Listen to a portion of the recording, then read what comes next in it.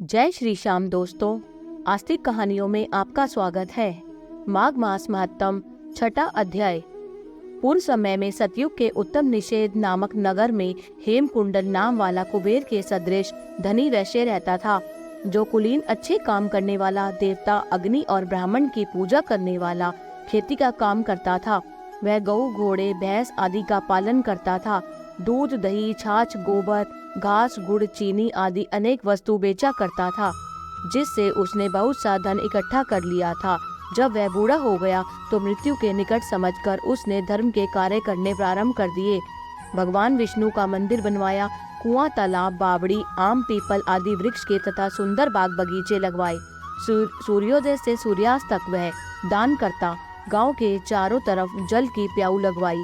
उसने सारे जन्म भर जितने भी पाप किए थे उनका प्रायश्चित करता था। इस प्रकार उसके दो पुत्र उत्पन्न हुए, जिनका नाम उसने कुंडल और विकुंडल रखा।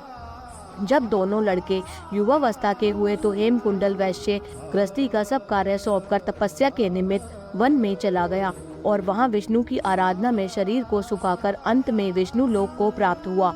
उसके दोनों पुत्र लक्ष्मी के मद को प्राप्त होकर बुरे कर्मों में लग गए। वैश्यागामी वीणा और बाजे लेकर वैश्याओं के साथ गाते फिरते थे। अच्छे सुंदर वस्त्र पहनकर, सुगंधित तेल आदि लगाकर, भांड और खुशामदियों से घिरे हुए हाथी की सवारी और सुंदर घरों में रहते थे।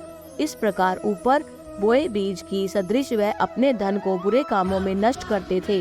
कभी किसी सत्पात्र को दान आदि नहीं करते थे, न ही कभी हवन, देवता या ब्रह्मा जी की सेवा तथा विष्णु का पूजन ही करते थे। थोड़े दिनों में उनका सब धन नष्ट हो गया और वह दरिद्रता को प्राप्त होकर अत्यंत दुखी हो गए। भाई जन, सेवक, उपजीवी सब इनको छोड़कर चले गए। तब इन्होंने चोरी आदि करना आरंभ कर दिया और राजा के भय से नगर को छोड़कर डाकुओं के साथ वन में रहने लगी और वहां अपने तीक्ष्ण बाणों से वन के पक्षी, हिरण आदि पशु तथा हिंसक जीवों को मारकर खाने लगे। एक समय इनमें से एक पर्वत पर गया जिसको सिंह मारकर खा गया, और दूसरा वन को गया जो काले सर्प के डसने से मर गया। तब यमराज के दूत उन दोनों को बांधकर यम के पास लाए और कहने लगे कि महाराज, इन दोनों पापियों के लिए क्या आज्ञा है। आगे की कहानी अगले अध्याय में। जय श्री श्याम।